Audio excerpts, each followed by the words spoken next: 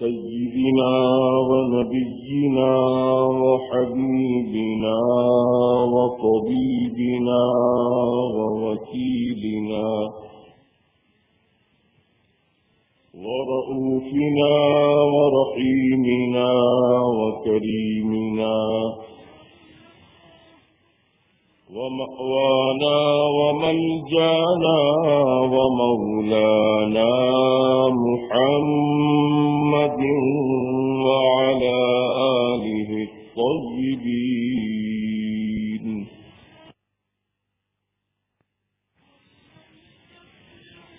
وأصحابه الكرام أجمعين وعلى أتباعه وعلى أتقيائه خصوصا منهم على سيدنا وسيد الكل وشيخنا وشيخ الكل وغوثنا وغوث الكل سيدنا أبي محمد الشيخ عبد القادر الحسني الحسيني الجعفري الجيلاني رضي الله تعالى عنه وعلى جميع وصوله الكرام وعلى جميع فروعه الفخام وعلى جميع مشائخه العظام رضوان الله تعالى عليهم أجمعين. أما بعد، فأعوذ بالله من الشيطان الرجيم. بسم الله الرحمن الرحيم.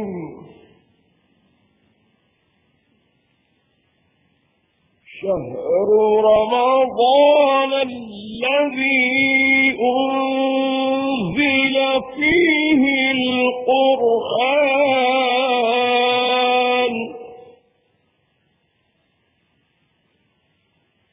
وقال تعالى في مقام آخر: يا أيها الذين آمنوا كتب عليكم الصيام كما كتب على الذين من قبلكم لعلكم تتقون.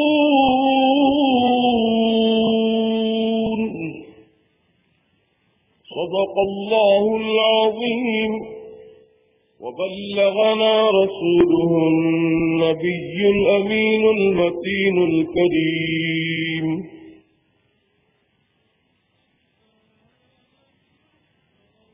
معزز حاضرین کرام، بزرگوں اور نوجوان دوستوں اور پتے پردہ سننے والی خواتین اسلام اور پیارے بچوں،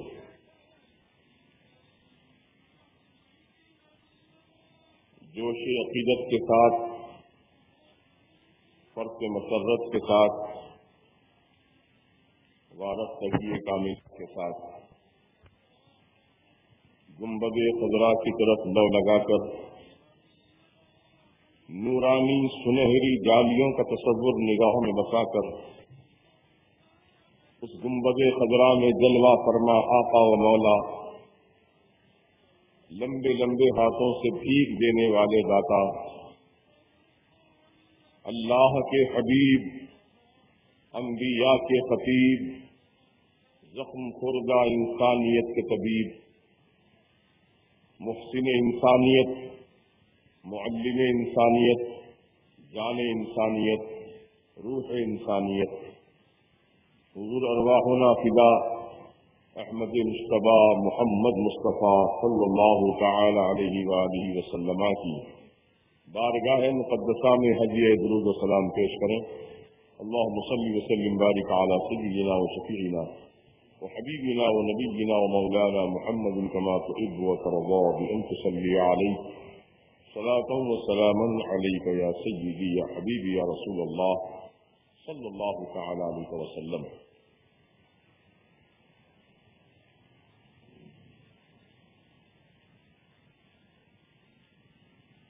اللہ سبحانہ و تعالی نے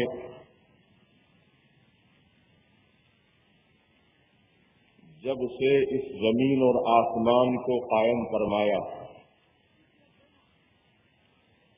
دن اور رات کو بنایا، اس دن سے اس کائنات میں اللہ تعالی نے 12 مہینے مقرر فرمائے۔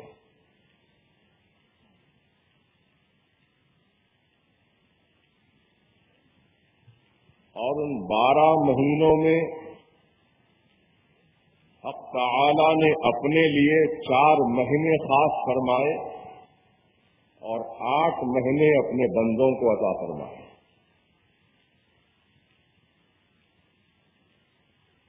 وہ 4 مہینے جو اللہ تعالی کے ہیں خاص، ان مہینوں میں سب سے پہلا مہینہ ہے رجب۔ رجب کا مہینہ اللہ کا مہینہ، اور دوسرا مہینہ ہے ذی قعدہ، اور تیسرا مہینہ ہے ذی الحجہ، اور چوتھا مہینہ ہے محرم الحرام۔ یہ 4 مہینے اللہ تعالیٰ کے ہیں۔ اسی لیے ہمارے آقا و مولا سید عالم صلی اللہ تعالی علیہ وسلم نے ارشاد فرمایا، رجب شہر اللہ، رجب اللہ کا مہینہ ہے، وشعبان شہری، اور شعبان میرا مہینہ ہے، ورمضان شہر امتی، اور رمضان میری امت کا مہینہ ہے۔ سبحان اللہ۔ تو حق تعالی نے جو مہینے اپنے لیے خاص فرمائے، ان مہینوں میں اللہ تعالی کی عبادت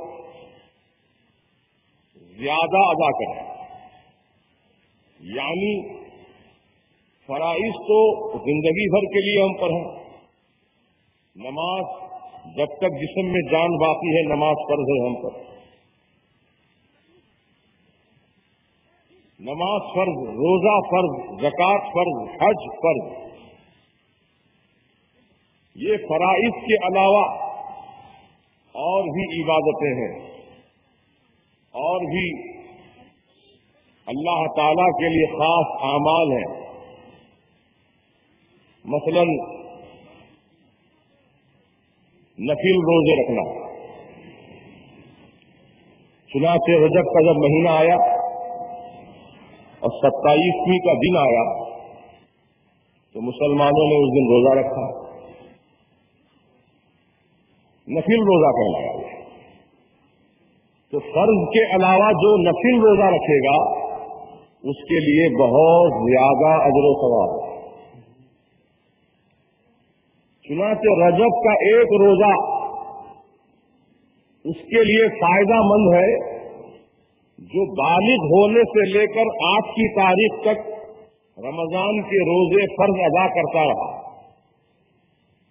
فرض روزے رمضان کے مہینے کے ادا کرتا رہا، اس کے علاوہ رجب کا ایک مہینہ کا ایک دن کا روزہ رکھ لیا، تو اللہ کے پیارے حبیب صلی اللہ تعالی علیہ وسلم نے فرمایا کہ اللہ تعالی اس کے 1 سال اگلے اور 1 سال پچھلے گناہ معاف فرما دیتا ہے۔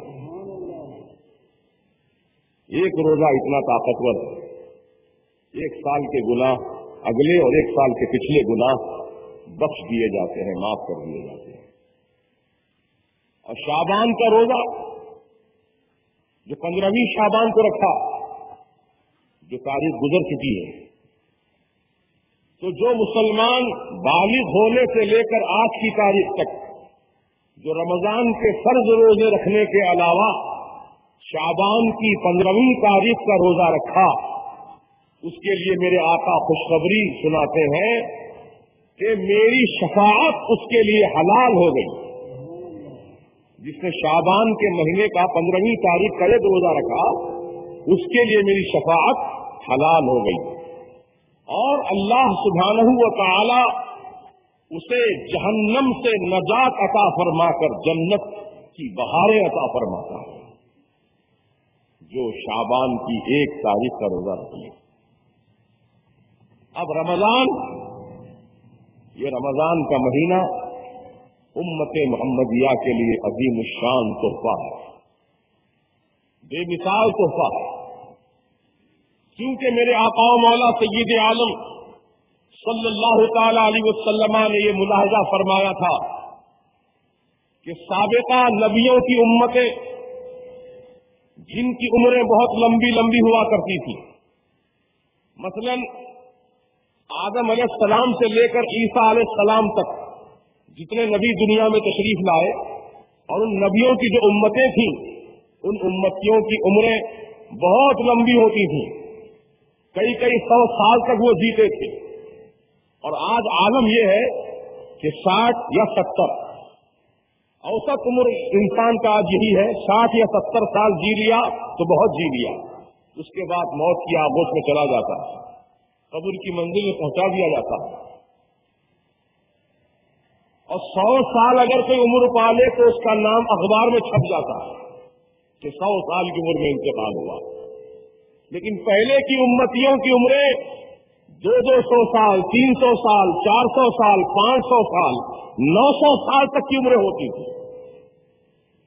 تو لازمی بات ہے جتنی لمبی عمر ہوگی اتنا زیادہ عمل بھی ہوگا۔ تو آپ کے آقا، ہمارے آقا سید عالم صلی اللہ تعالی علیہ وسلم نے اس بات کا خیال فرمایا اور اللہ تعالیٰ کی بارگاہ میں معروضہ پیش کیا، مولا سابقہ نبیوں کی امتیں ان کی عمریں بہت طویل، وہ طویل عمر کے اعتبار سے ان کا عمل بھی بہت طویل کثیر عمل، اور میری امت کی عمر بہت مختصر ہے مولا، اور جب قیامت کے دن میری امت مختصر اعمال لے کر آئے گی تو سابقہ نبیوں کی امتوں کے اعمال کے مقابلے میں میری امت کے اعمال بہت مختصر نظر آئیں گے۔ مولا میری امت پر رحم فرما دے، مولا میری امت پر کرم فرما دے۔ تو رب تعالیٰ کی بارگاہ میں اب آپ کے آقا، ہمارے آقا سید عالم صلی اللہ تعالی علیہ وسلم ہمیشہ رو رو کر دعائیں مانگا کرتے تھے کہ مولا میری امت کو قیامت کے دن اور امتوں کے سامنے رسوا نہ فرما، ان کو شرمندہ نہ ہونے دے میرے مولا، میری امت کے اعمال کو زیادہ فرما دے۔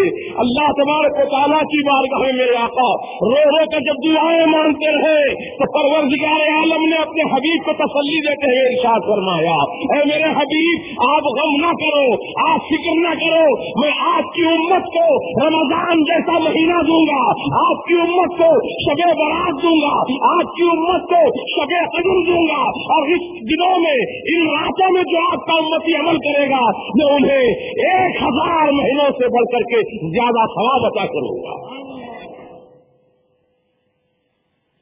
تو سرکار دو عالم صلی اللہ علیہ وسلم کی خاص دعاؤں کا صدقہ ہے جو اللہ تعالیٰ نے ہم کو رمضان کا مبارک مہینہ عطا فرمایا۔ رمضان کی عزت و عظمت کو جاننا ہے تو ایک روایت میں آپ سے عرض کر دوں، ذرا بھائی آواز کم کریں، اس میں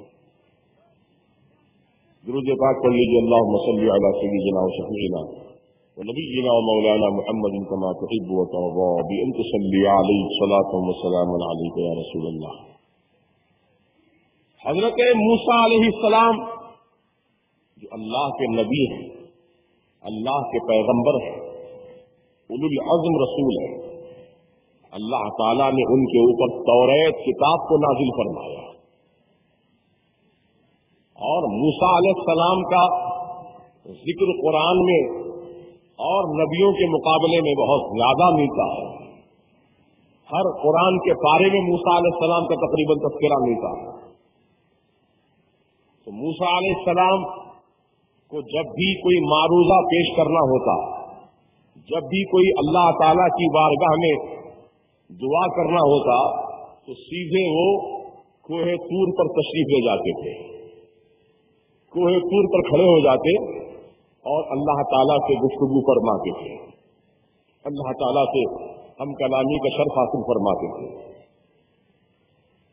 तो ये बहुत बड़े एजाज की बात है, बहुत बड़ी इज्जत की बात है ये कि दुनिया में रहकर मूसा अलैहिस्सलाम कोहे तूर पर तशरीफ ले जाते और अल्लाह ताला से गुफ्तगू फरमाते, जिसका जिक्र कुरान में मौजूद है।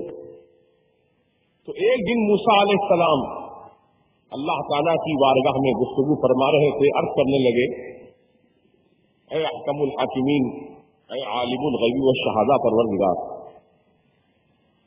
तूने मुझको बड़ी इज्जत से नवाजा, मैं तुझसे हम कलामी का शर्फ हासिल कर रहा हूं।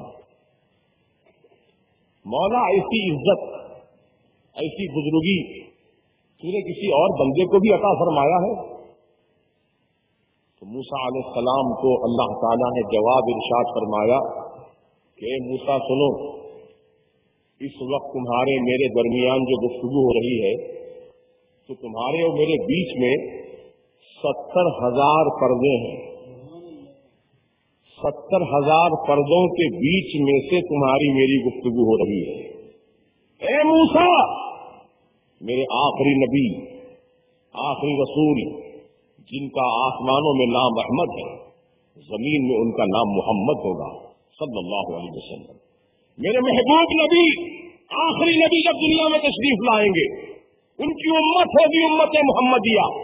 उस उम्मत मोहम्मदिया को मैं रमजान का महीना अता करूंगा, और जब मेरे महबूब का उम्मती रमजान के महीने में रोजा रख करके मेरी बारगाह में आकर जब भी दुआ के लिए हाथ उठाएगा, तो ऐ मूसा, 70,000 पर्दों को उठाकर मेरे हबीब की उम्मती की दुआ कबूल करूंगा।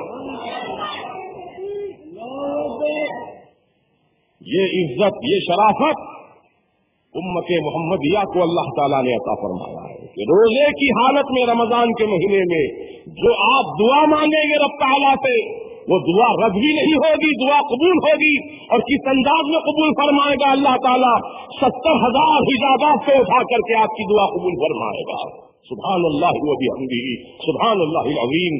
तो ऐसा मुबारक महीना किसी और उम्मत को नहीं दिया गया, ऐसी मुबारक साहतें किसी और नबी की उम्मत को नहीं दी गई, ऐसे मुबारक लम्हात किसी और नबी की उम्मत को नहीं दी गई जो उम्मत मुहम्मदिया सल्लल्लाहु तआला अलैहि वसल्लम को रब ताला ने अता फरमाया।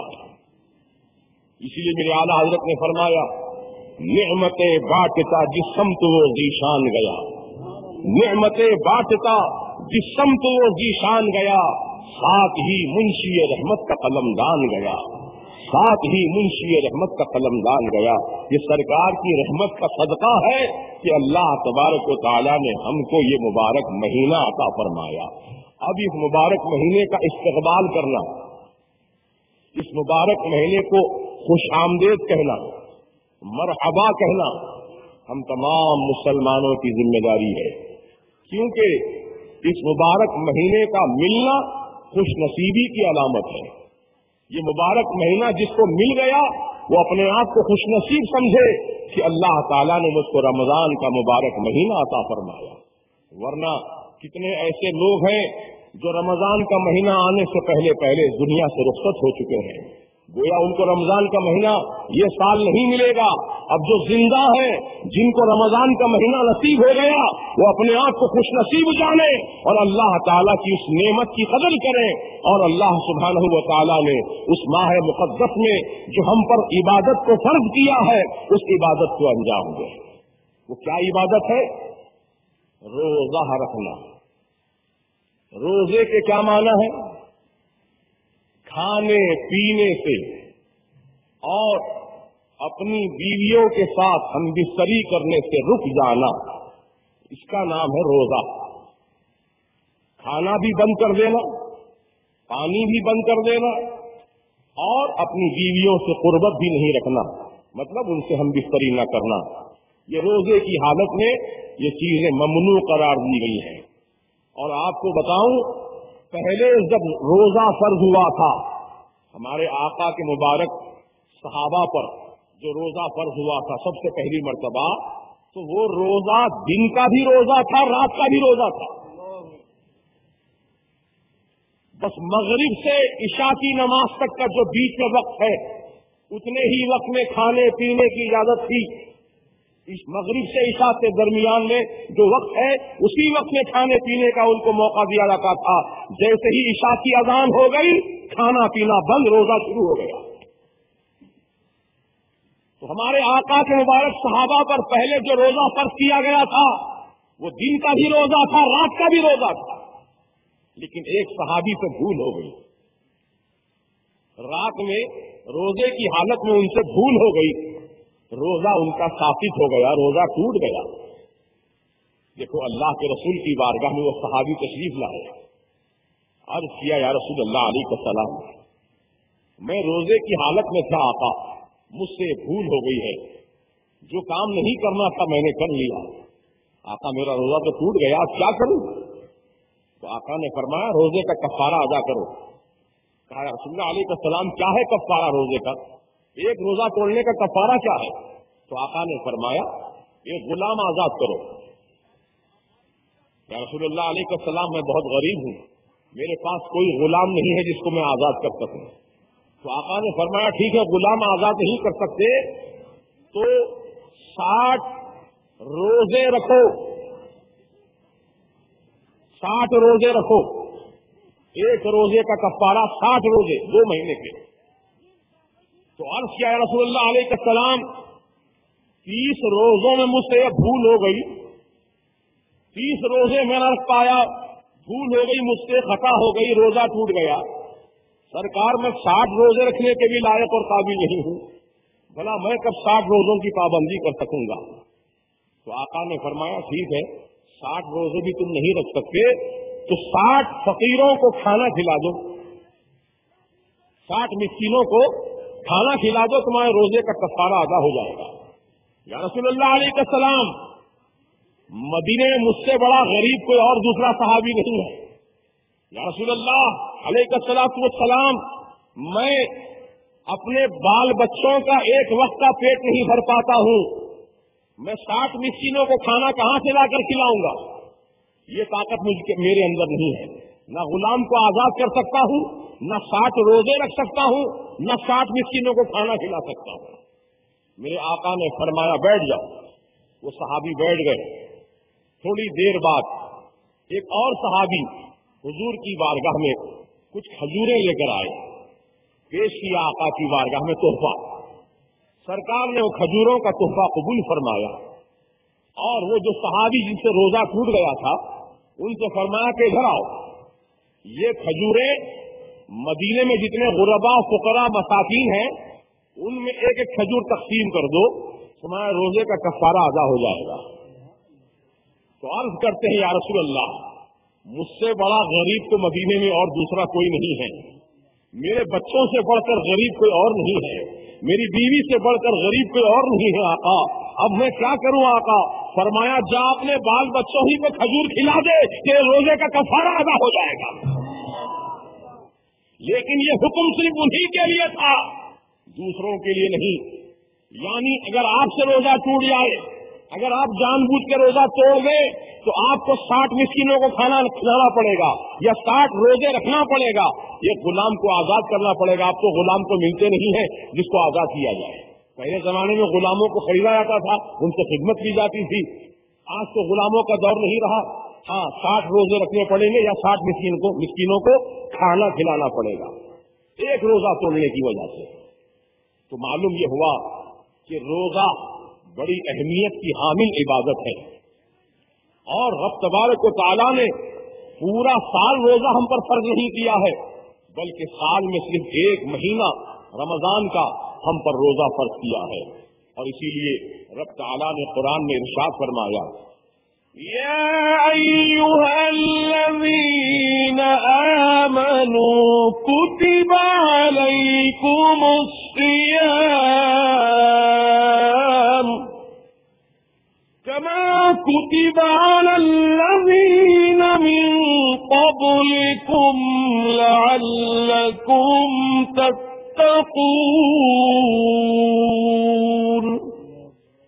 اے ایمان والو، تم پر رمضان کے مہینے کے روزے فرض کر دیے گئے، فرض کر دیے گئے. کما کتب علی الذین من قبلکم، جیسا کہ تم سے اگلی امتوں پر بھی ہم نے روزے فرض کیے تھے. یہ نہ سمجھنا کہ روزے صرف تم ہی پر فرض کیے جا رہے ہیں، نہیں، تم سے پہلے جو امتیں گزری ہیں ان پر بھی ہم نے روزہ فرض کیا تھا، لیکن رمضان کے مہینے میں نہیں تھا روزہ فرض، اور دنوں میں روزہ فرض تھا. جیسا کہ موسیٰ علیہ السلام کی امت پر محرم کی 10 تاریخ کا روزہ فرض تھا، اور ہمارے آقا جب دنیا میں تشریف لائے تو آپ نے بھی محرم کی 10 تاریخ کو روزہ رکھا. لیکن جب رمضان کا روزہ فرض ہو گیا تو محرم کی 10 تاریخ کا روزے کی فرضیت منسوخ ہو گئی، نہ پھر روزہ کہلایا، فرض ختم ہو گیا. اب رکھیں گے تو ثواب ہے 10 محرم کو، نہیں رکھیں گے تو عذاب بھی نہیں ہے. لیکن رمضان کے مہینے کا روزہ رکھنا فرض ہے. اگر نہیں رکھیں گے بلا عذر شرعی تو تباہی و بربادی ہے، ہلاکت ہے، جنت سے محرومی ہے. جیسا کہ سرکار مدینہ علیہ الصلوۃ والسلام کا معاملہ یہ ہوا کہ میرے آقا ایک دن منبر پر تشریف لے جا رہے تھے خطبہ دینے کے لیے جمعہ کا. تو پہلی سیڑھی پر آپ نے قدم رکھا تو فرمایا آمین، دوسری سیڑھی پر قدم رکھا فرمایا آمین، تیسری سیڑھی پر قدم رکھا پھر فرمایا آمین. سارے صحابہ پریشان ہیں کہ یہاں نہ دعا ہو رہی ہے نہ بد دعا، حضور جو ہے آمین فرما رہے ہیں، اس کی کیا وجہ ہے؟ پھر اس وقت تو کسی میں پوچھنے کی ہمت نہ ہوئی، سب خاموش رہے.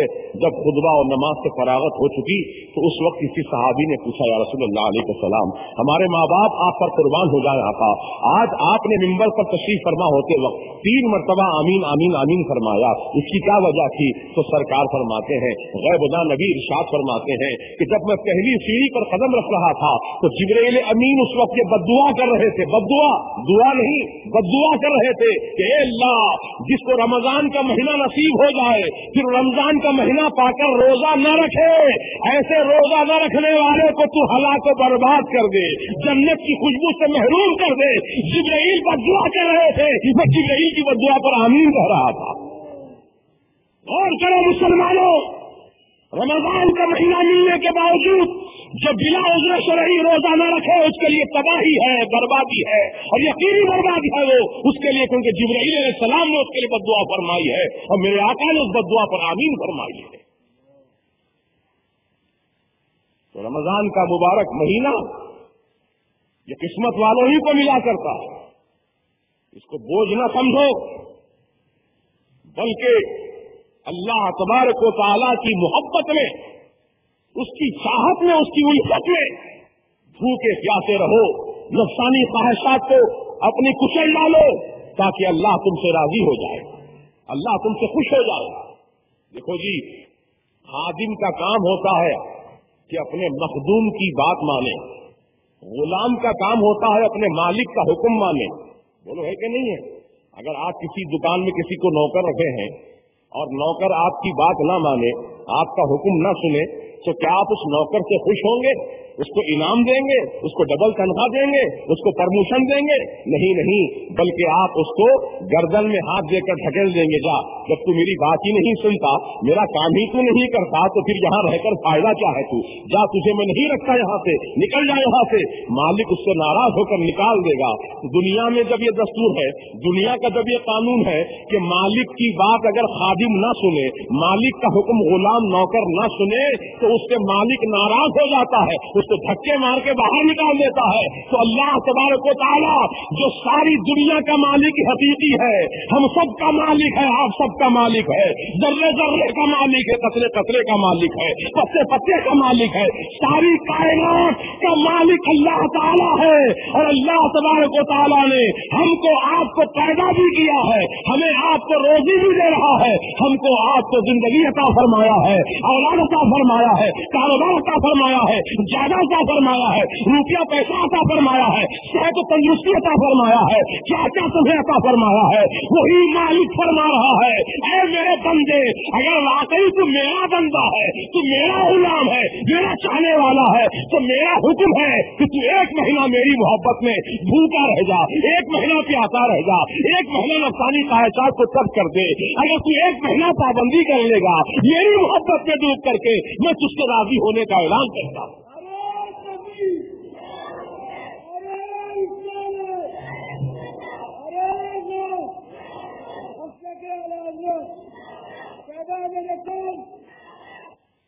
اللہ تعالیٰ کو ہمارے بھوکے پیاسے رہنے سے کوئی فائدہ نہیں ہے، لیکن اللہ تعالیٰ ہم کو اپنی محبت میں بھوکا رکھنا چاہتا ہے۔ اب سچا عاشق اللہ کا وہی ہے جو اللہ کی محبت میں بھوکا بھی رہے، اللہ کی محبت میں پیاسا بھی رہے، اللہ کی محبت میں اپنی نفسانی خواہشات کو ترک کر دے تو اللہ تعالیٰ اس سے راضی ہے، ایسا راضی ہے سبحان اللہ۔ حدیث پاک میں آیا ہے، حدیث قدسی ہے، اللہ سبحانہ و تعالیٰ کا فرمان ہے کہ جب روزہ دار بندہ روزہ رکھتا ہے تو خلوئے معدہ کی وجہ سے، معدہ خالی ہو جانے کی وجہ سے معدے کے اندر سے بدبو آتی ہے جو منہ کے ذریعے باہر نکلتی ہے، بڑی بدبو، بڑی متاثر بدبو ہوتی ہے۔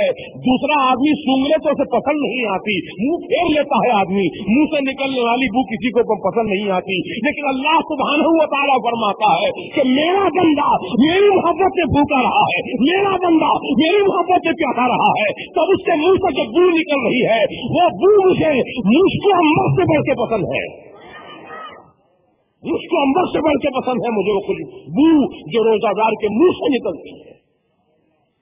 اور میرے آقا نے ارشاد فرمایا، سن لو،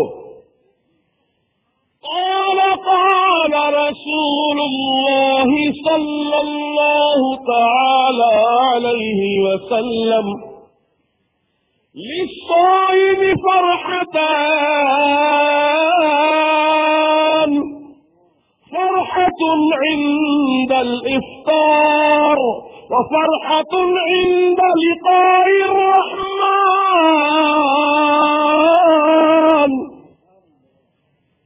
اللہ کے پیارے حبیب صلی اللہ تعالی علیہ وسلم نے ارشاد فرمایا، روزہ دار کے لیے 2 خوشی ہے۔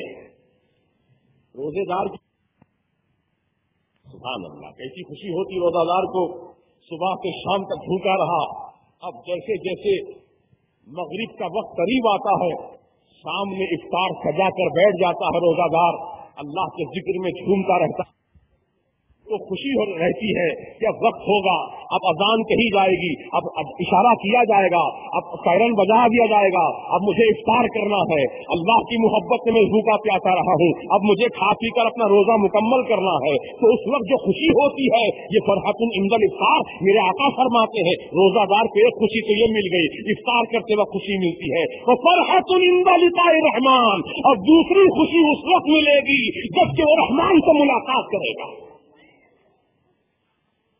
اللہ تبارک و تعالی ہم سب کو صحت و عافیت تندرستی عطا فرمائے، اور اللہ سبحانہ و تعالی ہم سب کو اس لائق اور قابل بنا دے کہ ہم اللہ کی محبت میں روزہ رکھیں اور اللہ کی محبت میں بھوکے پیاسے رہ کر اللہ تعالیٰ کو راضی کر لیں۔ دوستوں اور بزرگوں، ابھی آپ نے سنا کہ روزہ پہلے جو تھا فرض، وہ دن کا بھی روزہ فرض تھا اور رات کا بھی روزہ فرض، صرف مغرب عشاء کے درمیان کا جو وقت ہے اس وقت میں کھانے پینے کی اجازت تھی، اس کے بعد پھر روزہ شروع ہو جاتا تھا۔ لیکن سرکار کے مقدس صحابی سے بھول ہونے کی وجہ سے اللہ تعالیٰ نے رات کا روزہ معاف فرما دیا، اب دن کا روزہ باقی رکھا۔ یہ کتنی بڑی اللہ کی مہربانی ہے ہم پر۔ اگر رات کا بھی روزہ ہم پر فرض ہوتا تو بولو کتنے روزہ دار ملتے آج کے زمانے میں۔ صرف دن کا روزہ ہے تو نہ جانے کتنے روزہ چور لوگ نظر آتے ہیں، سگریٹ پیتے ہوئے، پان چباتے ہوئے، ہوٹلوں میں بیٹھ کر چائے نوشی کرتے ہوئے، کھانا کھاتے ہوئے، کتنے روزہ چور ملتے ہیں دنیا کے اندر۔ پھر دیکھو تو مسلمان ہیں، ہٹے کٹے ہیں، سات و چوبن ہے، چیرے تو 4 پھاڑے تو 5 ہے، ایسے معاملہ ہے۔ عزیزان ملت اسلامیہ اتنے طاقتور ہونے کے باوجود روزہ نہیں رکھتا ہے۔ علمان الحدیث میرے آقا سید عالم علیہ السلام نے فرما دیا کہ جبرائیل علیہ السلام نے اس کے لیے بددعا فرما دی ہے کہ اللہ اس کو ہلاک و برباد کر دے، جس کو رمضان کا مہینہ ملا پھر روزہ نہیں رکھا اس کو برباد کر دے۔ میں نے آمین کہہ دیا ہے، اے اللہ جبرائیل کی بددعا قبول فرما لے، جبرائیل کی بددعا قبول فرما لے۔ وہ رسول جو اپنے دشمنوں کو کبھی بددعا نہیں دی، وہ رسول جو پتھر مارنے والوں کو میرے آقا نے بددعا نہیں دی، کاٹیاں بچھانے والوں کو بددعا نہیں دی، اوٹ کی اوجری لا کے رکھنے والوں کو بددعا نہیں دی، لیکن آقا اس بددعا پر آمین فرما رہے ہیں جس کو رمضان کا مہینہ ملا پھر وہ روزہ نہیں رکھا۔ کتنے غضبناک ہیں آقا سوچو، جب رسول غضبناک ہے تو اللہ تعالیٰ اس سے بڑھ کر غضبناک ہے۔ اللہ تعالیٰ کو غضبناک مت بناؤ، اللہ تعالیٰ کو غضب میں مت لاؤ، بلکہ اللہ تعالیٰ کو راضی کرو، اللہ کو خوش کرو۔ آپ کو معلوم ہونا چاہیے کہ جب دنیا میں بے حیائی بڑھ جاتی ہے، دنیا میں بے پردگی بڑھ جاتی ہے، دنیا میں گناہ جب بڑھ جاتے ہیں، زنا کاری بڑھ جاتی ہے، حرام کاری بڑھ جاتی ہے، سود کے دھندے عام ہو جاتے ہیں، تو اس وقت اللہ تعالیٰ بارش کو روک لیتا ہے اور پوری زمین کو اللہ تعالیٰ سوکھا بنا دیتا ہے۔ تالاب سوکھ جاتے ہیں، ندیاں سوکھ جاتی ہیں اور نالے سوکھ جاتے ہیں، انسان پانی کی بوند بوند کے لیے ترستا ہے۔ غور تو کرو، ایک زمانہ وہ بھی تو تھا گنجی پیٹ خشک ہو گیا تھا، حمایت ساگر خشک ہو گیا تھا، نہ جانے کون اللہ کے نیک بندوں کی دعا اللہ تعالیٰ نے اپنے کرم سے قبول فرما لیا اور تھوڑی بہت بارش نازل فرما دیا کہ زمین کے ہونٹ خشکی کی وجہ سے تڑپ گئے تھے، اللہ نے ان ہونٹوں کی پیاس کو بجھا دیا، پھر سے زمین کو ہرا بھرا بنا دیا۔ یہ پروردگار عالم کی مہربانی کیوں ہی معلوم آپ کو؟ اللہ اکبر۔ حدیث پاک میں آیا ہے کہ چھوٹے چھوٹے بچے، دودھ پیتے بچے جو کوئی گناہ نہیں کیے نہ وہ لوگ ماں کے پیٹ سے پیدا ہوئے دودھ پی رہے ہیں اپنی ماں کا، نہ انہوں نے گالی دی کسی کو، نہ جھوٹ کہا، نہ غیبت کی، نہ کسی کو تکلیف پہنچایا، نہ کسی کا مال چھین کے کھایا، نہ کسی کی زمین پہ قبضہ کیا۔ وہ لوگ کیا انہوں نے، چھوٹے بچوں نے نہیں، چھوٹے بچے ہیں بالکل گناہوں سے محفوظ ہیں جب تک وہ ماں کی گود میں ہیں۔ تو اللہ سبحانہ و تعالیٰ ان بچوں کی صورت دیکھ کر، وہ چھوٹے چھوٹے بچے جو گناہوں سے بچے ہوئے ہیں، ان بے گناہ بچوں کی صورت دیکھ کر اللہ تعالیٰ رحم فرماتا ہے اور بارش نازل فرماتا ہے۔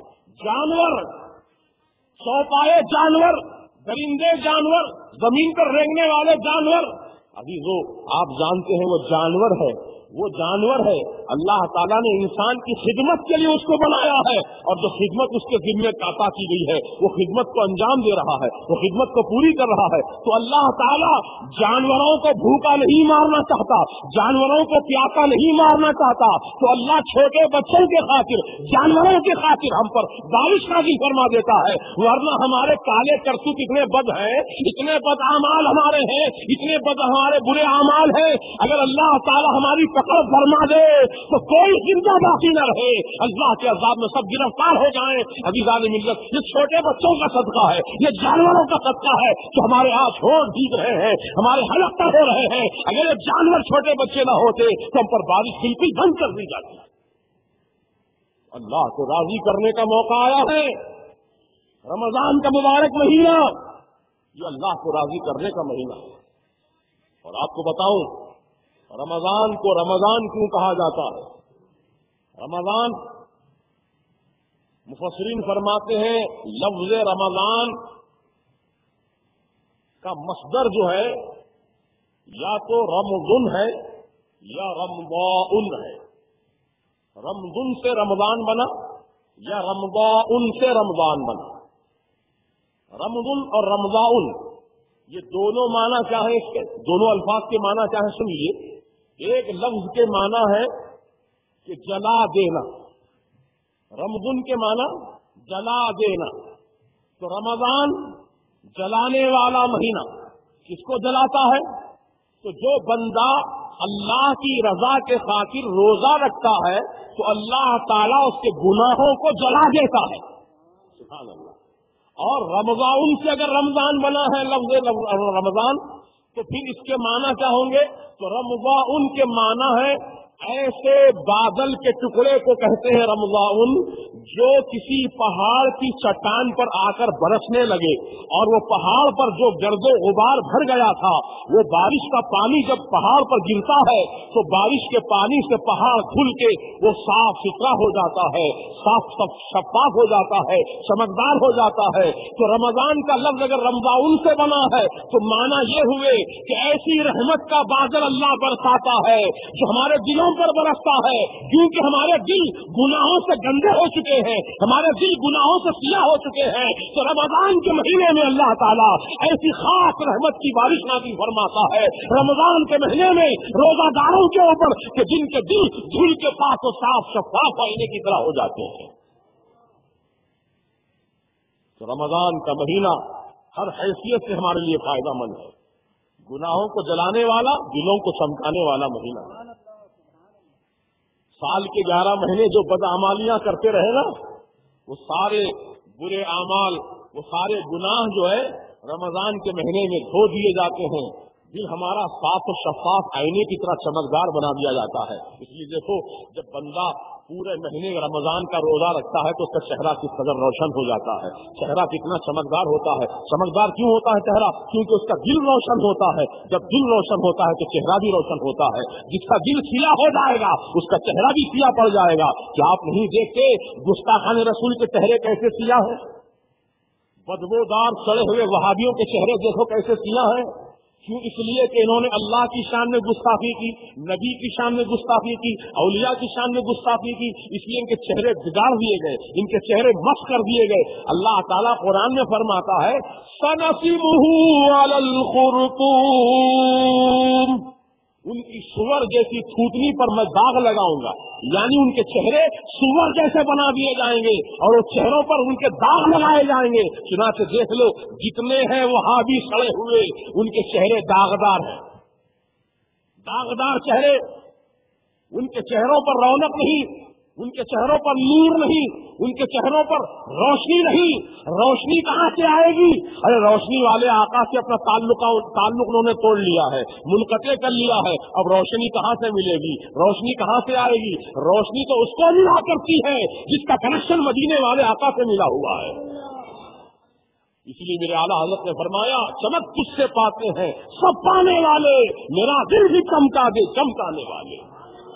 یہ روشنی لائٹ کی روشنی ہے، یہ بلب کی روشنی، halogen bulb, day light bulb, tube light bulb, نہ جانے کتنے قسم کی روشنی ہے۔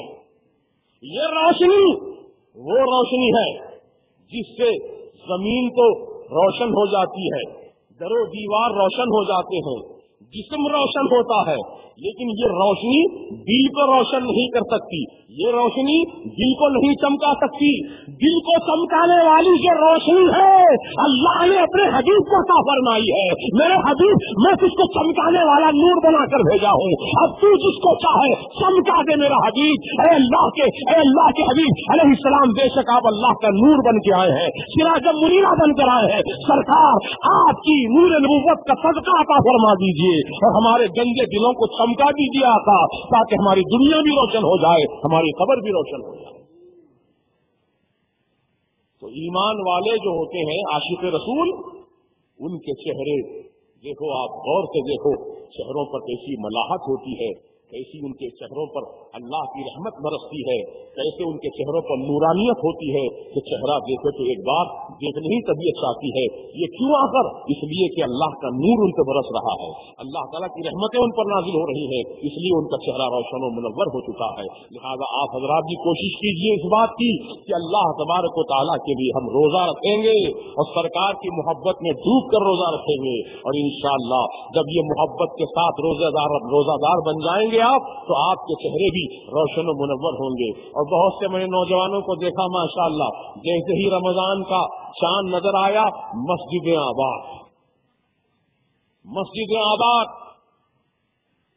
مصلیوں کو جگہ نہیں ملتی، اتنے ماشاءاللہ نمازی بن جاتے ہیں، اور جمعہ کا دن آئے تو ماشاءاللہ سبحان اللہ، کیا کہنے کہ مسجد کے باہر تک صفیں بن جاتی ہیں، اور جمعۃ الوداع آ جائے تو راستے بند کرنے پڑتے ہیں، روڈ بلاک کرنی پڑتی ہے، اتنے مسلی جمع ہو جاتے ہیں. تو معلوم یہ ہوا کہ اس مہینے میں ہر مسلمان نماز کا پابند بن جاتا ہے. بولو بنتا ہے، نماز کا پابند بن جاتا ہے. پورا مہینہ پابندی سے 5 وقت کی نماز ادا کرتا ہے، روزہ رکھتا ہے، تراویح کی نمازیں ادا کرتا ہے. تو میری آپ سے گزارش یہ ہے کہ رمضان کے مہینے میں جس قدر آپ نے عبادت کی، نماز کی پابندی کی، اب وہ پابندی کو ہمیشہ زندگی بھر باقی رکھو. یہ ایسا نہیں ہونا چاہیے کہ رمضان کا عید کا چاند نظر آیا اور آپ بھی چاند کی طرح غائب ہو گئے، بلکہ پوری زندگی نماز کی پابندی کرو. جب تک جسم میں سانس کا تار باقی ہے، جب تک سانس روح باقی ہے، جب تک جسم میں جان باقی ہے، اللہ تعالیٰ کی عبادت کرتے رہو، اللہ کی بندگی کرتے رہو. میرا ایمان پکار کر کہتا ہے، میرا ایمان پکار کر کہتا ہے کہ جمعۃ الوداع کے موقع پر جب مسلمان سارے کے سارے مسلمان، چھوٹے بڑے اور غریب فقیر امیر، سب کے سب مل کر کے اللہ کے دربار میں آتے ہیں، سر جھکانے کے لیے آتے ہیں، تو حکومت وقت کو راستہ روکنا پڑتا ہے، سڑکوں کی دھلائی کرنی پڑتی ہے، اور راستے میں تابجا انتظامات نمازیوں کے لیے کیے جاتے ہیں. اگر سارے مسلمان روزانہ اسی طرح نماز ادا کریں تو قسم خدا کی ہماری 5 وقت کی نمازیں جمعۃ الوداع کی طرح نظر آئیں گی. لیکن ہم لوگ جیسے ہی رمضان کا مہینہ رخصت ہوا، ہم بھی مسجد سے رخصت. غلط بات، ایسا نہیں ہونا چاہیے. اللہ تعالیٰ نے زندگی بھر ہم پر نماز فرض کی ہے، رمضان میں ہی نہیں. رمضان میں تو روزہ فرض ہوا ہے، اور نماز زندگی بھر کے لیے فرض ہے، سب پر فرض ہے. اور روزہ بیماروں پر فرض نہیں ہے. روزہ حاملہ عورتیں، دودھ پلانے والی عورتوں پر اگر ان کی جان کو یا بچے کی جان کو خطرہ ہے تو ان پر روزہ فرض نہیں ہے. ہاں، جب وہ ان کا عذر دور ہو جائے گا تو جتنے روزے چھوٹے ہیں وہ روزوں کی قضا ان کو کرنی پڑے گی. مسافر جب تک مسافر ہے اس وقت تک اس کو روزہ نہ رکھنے کی اجازت ہے.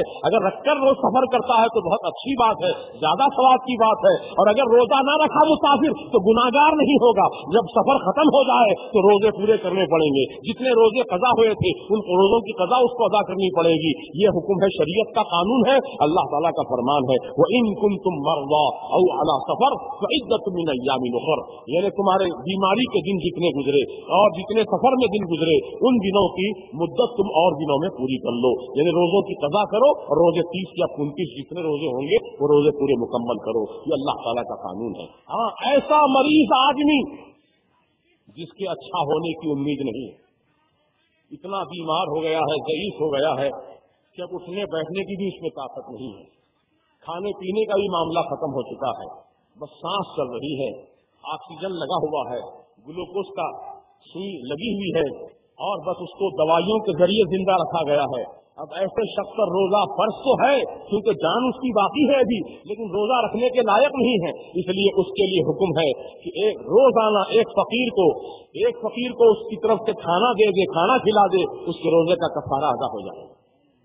اللہ تعالیٰ نے جہاں روزے میں پابندی لگائی ہے وہیں پر اللہ نے بیماروں کے لیے، مسافروں کے لیے، دودھ پلانے والی عورتوں کے لیے آسانی بھی عطا فرمائی ہے. سبحان اللہ، یہ اللہ تعالیٰ کی خاص مہربانیاں ہیں، اس کی کرم فرمائیاں ہیں. لہذا اللہ تعالیٰ کی رحمت سے خوب مستفید ہو اور خوب مالا مال ہو.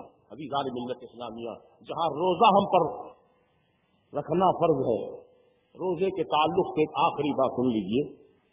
آقا نے فرمایا کہ روزہ جہنم کی آگ سے بچنے کی ڈھال ہے. میدان جنگ میں جہاں دو مخالف جمع ہوتے ہیں تو ہر آدمی مقابلہ دشمن سے کرتا ہے اور اس سے بچنے کا سامان بھی اپنے پاس رکھتا ہے. اسی کو کہتے ہیں ڈھال. پہلے زمانے میں تلواروں سے مقابلے ہوتے تھے تو ہاتھ میں گول تانبیل کی پیٹ کی بنی ہوئی وہ ڈھال ہوتی تھی. جو تلوار بھی پڑ جائے اس کو تو تلوار سے ڈھال نہیں کٹتی، اور اس سے بچنے کا سامان بھی اپنے پاس رکھتا ہے. اسی کو کہتے ہیں ڈھال. پہلے زمانے میں تلواروں سے مقابلے ہوتے تھے تو ہاتھ میں گول تانبیل کی پیٹ کی بنی ہوئی وہ ڈھال ہوتی تھی. जो तलवार भी पड़ जाए उसको तो तलवार से वो ढाल नहीं करती, इतनी मजबूत ढाल होती है। तो आका क्या फरमा रहे हैं, जहन्नम की आग से बचने के लिए ढाल है रोजा। जहन्नम की आग से बचना है तो रोजा रखो, क्योंकि रोजा ढाल है, जहन्नम की आग नहीं छुएगी।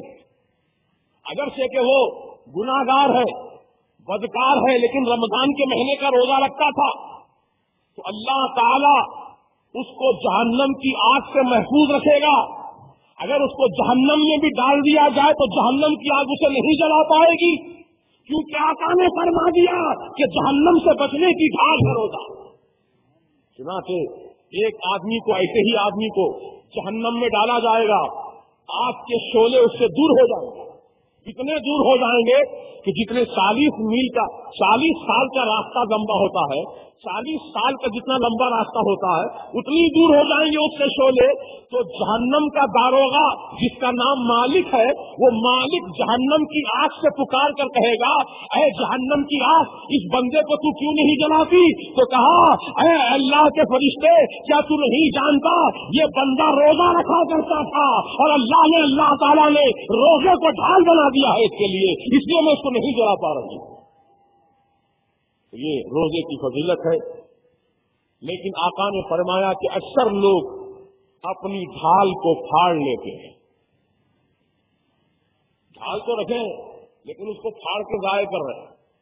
आका से सहाबा ने पूछा, रसूलल्लाह ढाल कैसे फटती है? तो फरमाया कि अगर रोजादार रोजा रख करके किसी की चुगली करे, किसी की गीबत करे, तो उसके रोजे की ढाल टूट गई, ढाल टूट गई इसलिए। तो रोजे की हालत में गीबत से, चुगली से बचो। आम तौर से देखा गया कि रोजा रखकर भी लोग दूसरों की चुगली खाते हैं, रोजा रखकर भी लोग दूसरों की गीबतें किया करते हैं। यूं तो हर हालत में गीबत हराम है, हर हालत में गीबत गुनाह है, लेकिन रोजा रख करके गीबत करना बहुत ज्यादा गुनाह है और वो रोजा उसका खराब हो जाता है, रोजे की ढाल उसकी जाया हो जाती है। लिहाजा मुसलमानों, रोजे की हालत में इन तमाम लग़वियात से और गुनाहों से अपने आप को महफूज रखो, खामोश रहो, किसी की गीबत मत करो, किसी को गाली मत दो, किसी को दुख मत पहुंचाओ, किसी को तकलीफ मत पहुंचाओ। अगर आपका काम काज में दिल नहीं लग रहा है तो आप जाकर थोड़ी देर आराम कर लो, सो जाओ, क्योंकि अल्लाह ताला फरिश्तों को हुक्म फरमाता है, ऐ मेरे फरिश्तों, ये बंदा मेरी मोहब्बत में भूखा प्यासा रहकर सो रहा है, लिहाजा इसका सोने को भी इबादत में शामिल कर लो। तो रोजादार जब तक सोता रहेगा इबादत में शुमार किया जाएगा। तो ऐसी नेमत है रोजा। तो बहरहाल रोजे को रखना है, नियत कर लीजिए अभी से कि इंशाअल्लाह रमजान के महीने का हम सब रोजा रखेंगे इंशाअल्लाह। और नमाज तरावी, जहां रमजान में रोजा रखना है वहीं पर तरावी भी अदा करना सुन्नत मुअक्कदा है।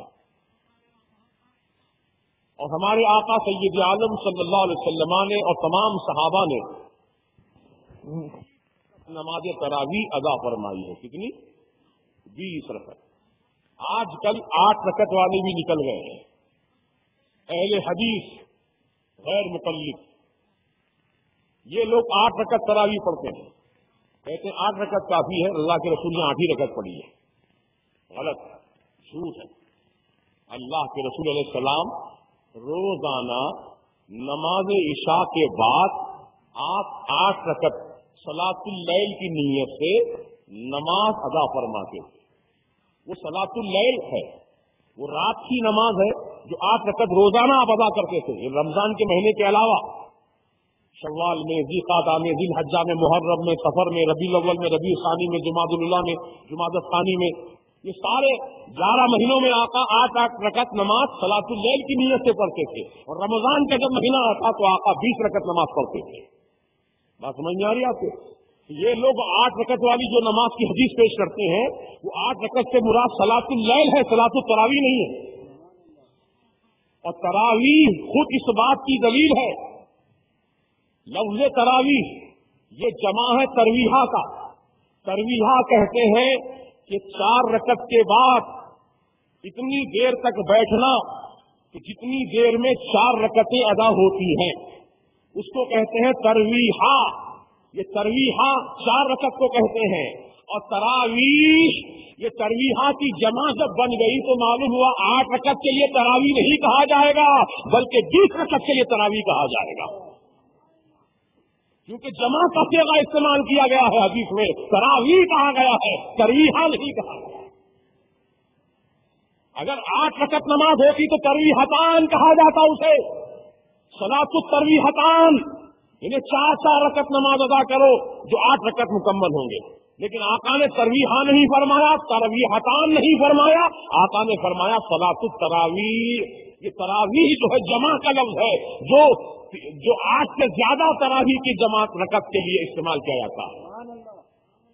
تو لفظ تراویح خود 20 رکعت تراویح کی دلیل ہے الحمدللہ، اور ہمارے آقا کے زمانے سے عمل ہوتا آ رہا ہے، لیکن یہ نکلے نئی نسل نکلی غیر مقلدین کی، یہ لوگ 8 رکعت تراویح کا چرچا کر رہے ہیں، نوجوانوں کو گمراہ کر رہے ہیں۔ نوجوانوں کو ہونا کیا؟ سہولت ہر چیز میں شارٹ کٹ، نماز میں شارٹ کٹ، وضو میں شارٹ کٹ، غسل میں شارٹ کٹ۔ یہ ان غیر مقلدین نے یہاں تک اپنی کتابوں میں لکھا ہے کہ اگر آپ کا روزے نماز کی حالت میں وضو ٹوٹ جائے، ہوا خارج ہو جائے، ریح نکل جائے تو آپ بغیر وضو کے بھی نماز پڑھ لے سکتے، نماز ہو جاتی۔ بات کی جاگیر ہے تمہاری، کیسا ہوتی؟ جب قانون شریعت یہ بنا دیا گیا کہ انسان کے بدن سے جو مخصوص جگہ ہے جہاں سے ولادت نکلتی ہے، اس مقام سے اگر ہوا خارج ہو جاتی ہے تو وضو ٹوٹ جائے گا۔ یہ لکھے ہیں اپنی کتابوں میں، روزے کی حالت میں اگر کوئی مرد اپنی بیوی سے وطی کرے تو اس کا روزہ بھی نہیں ٹوٹا، اس پر غسل بھی واجب نہیں ہوا۔ ارے بن غسلو، تمہارے معاملے تمہاری اپنی حد تک رکھو، ہماری قوم کے نوجوانوں کو گمراہ مت کرو خدا را۔ ہماری شریعت مصطفیٰ ہے، اور تمہاری شریعت جو ہے تمہاری طبیعت ہے، طبیعت کا نام شریعت نہیں ہے، مصطفیٰ دائر رحمت کے قانون کا نام شریعت ہے۔ شریعت پر ہم عمل کرتے ہیں، تم طبیعت پہ عمل کرتے ہو، تمہاری طبیعت تم کو مبارک اور ہماری شریعت ہم کو مبارک۔ طبیعت تمہاری ہے، شریعت ہماری ہے، اس لیے ہمارے پاس قانون کی خلاف ورزی نہیں ہوتی ہے، جو قانون ہے اس کی پابندی ہوتی ہے۔ بتائیے، روزے کی حالت میں وطی کر لے بیوی سے تو روزہ نہیں ٹوٹتا؟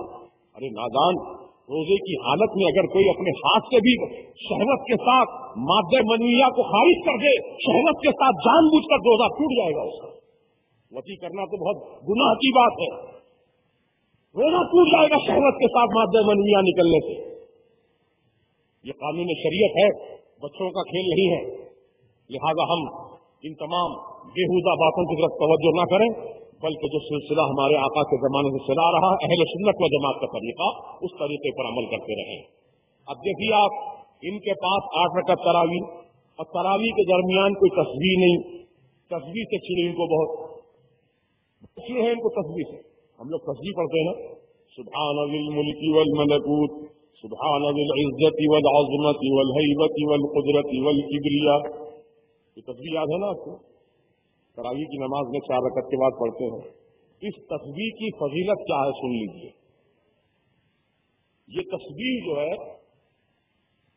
حاملین عرش، یعنی جو فرشتے اللہ تعالیٰ کے عرش عظیم کو اٹھائے ہوئے ہیں، وہ ہمیشہ یہ تسبیح پڑھتے رہتے ہیں۔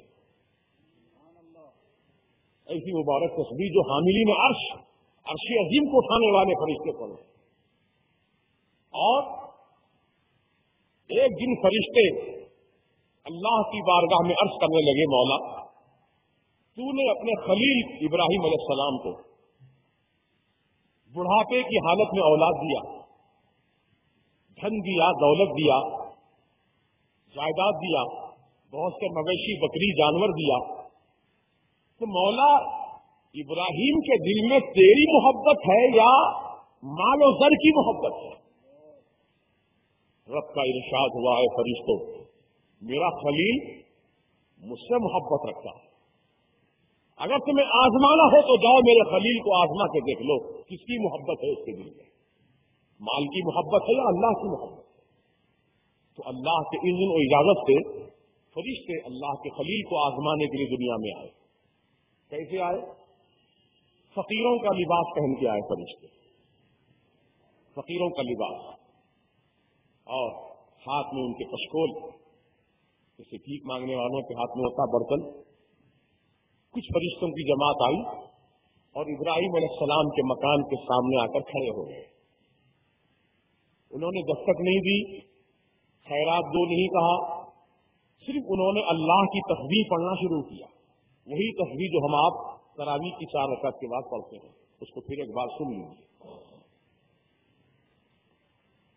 سبحان ذی الملک والملکوت سبحان ذی العزة والعظمة والهيبة والقدرة والكبرياء ذو الجلال والجمال والكمال والجبروت سبحان الملك المعبود سبحان الملك المقصود سبحان الملك الموجود سبحان الملك الحي الذي لا ينام ولا يموت ولا يفوت أبدا أبدا سبوح قدوس ربنا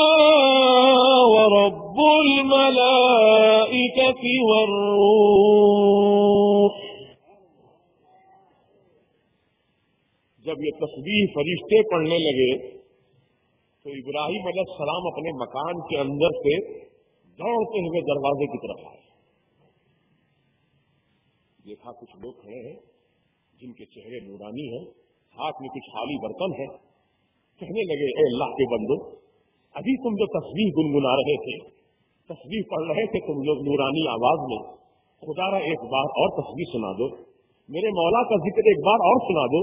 تمہاری زبانوں سے میری مولا کی تسبیح بہت بھلی لگ رہی تھی، مجھے بہت پسند آ رہی تھی، مجھے ایک بار خدا را تسبیح سنا دو. تو ابراہیم علیہ السلام جب فرشتوں نے کہا اے اللہ کے خلیل، آپ کو اللہ کے ذکر سے محبت ہے، اللہ سے محبت ہے. کہاں بے شک محبت ہے. کہاں محبت ہے تو کچھ ثبوت بھی دو، کچھ دلیل پیش کرو. کہا کیا دلیل دو؟ کہا لاؤ تمہارے پاس جو مال و دولت ہے تو خدا کے نام پر خیرات کرو، ہم تم کو تسبیح سناتے ہیں.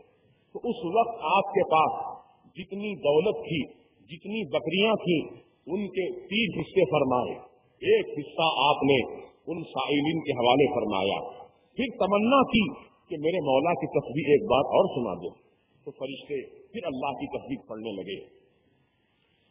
سبحان ذی الملک والملکوت سبحان ذی العزة والعظمة والهيبة والقدرة والكبرياء ذو الجلال والجمال والكمال والجبروت سبحان الملك المعبود سبحان الملك المقصود سبحان الملك الموجود سبحان الملك الحي الذي لا ينام ولا يموت ولا يفوت أبدا أبدا سبوح قدوس ربنا ورب الملائكة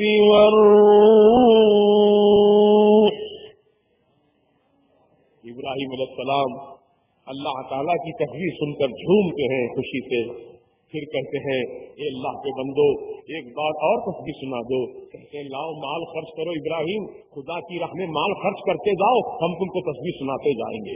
چنانچہ فرشتوں سے آپ نے پھر خیرات، فرشتوں کو خیرات دی، بکریاں حوالے فرما دی، بہت سارا مال و زر بھی دے دیا. پھر فرمائش کی کہ ایک بار اور میرے مولا کی تسبیح سنا دو.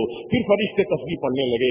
سبحان ذی الملک والملکوت سبحان ذي العزة والعظمة والهيبة والقدرة والكبرياء ذو الجلال والجمال والكمال والجبروت سبحان الملك المعبود سبحان الملك المقصود سبحان الملك الموجود سبحان الملك الحي الذي لا ينام ولا يموت ولا يفوت أبدا أبدا سبوح قدوس ربنا ورب الملائكة